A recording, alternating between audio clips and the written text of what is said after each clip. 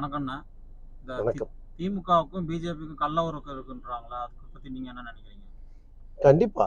பிஜேபிக்கும், திமுகவுக்கும் மிகப்பெரிய உறவு இருக்குது. நீங்க சொல்ற மாரி அது கள்ள உறவா கூட வச்சுக்கலாம். ஏன்னா 2 விஷயத்த நம்ம எடுத்துக்கலாம். திராவிட முன்னேற்றக் கழகத்துக்கு அதனுடைய தலைவரா இருந்த கருணாநிதிக்கு நூற்றாண்டு நாணயம் வெளியிடப்பட்டது.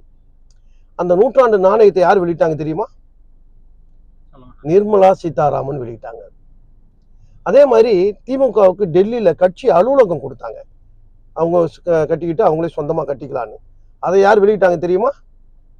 அதை திறந்து வச்சவர் அமித்ஷா. ஆனா அதிமுகவை நீங்க எடுத்துங்க. புரட்சி தலைவர் எம்ஜிஆர் அவர்களுக்கு நூற்றாண்டு நாணயம் வெளியிட்டாங்க. யார் வெளியிட்டது தெரியுமா? புரட்சி தமிழர் எடப்பாடியார். அதே மாதிரி டெல்லியில அதிமுக கட்சியினுடைய அலுவலகம் கட்டி அதை திறக்க வச்சாங்க. யார் திறந்தது தெரியுமா? அது புரட்சி தமிழர் எடப்பாடியார். சென்னையிலிருந்தே பண்ணார். ஆட்சி அதிகாரத்தில் இருக்கக்கூடிய ஸ்டாலின் முதல்வர் அவர்கள். ஆனா ரெண்டுமே திமுக பிஜேபி வச்சு செய்தாங்க.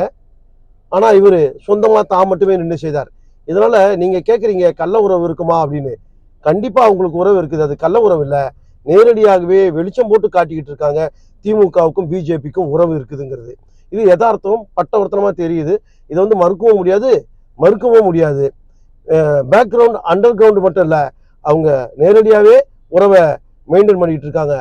சும்மா அதிகாரிகளை இங்கே மக்களை ஏமாத்துறதுக்காக அவங்க தொடர்ந்து பிஜேபியை எதிர்ப்பதாக ஒரு நாடகம் போட்டுக்கிட்டு இருக்காங்க தமிழ்நாட்டில். இது ஒரு வெட்கக்கேடு ஸ்டாலின் அவர்களுக்கு.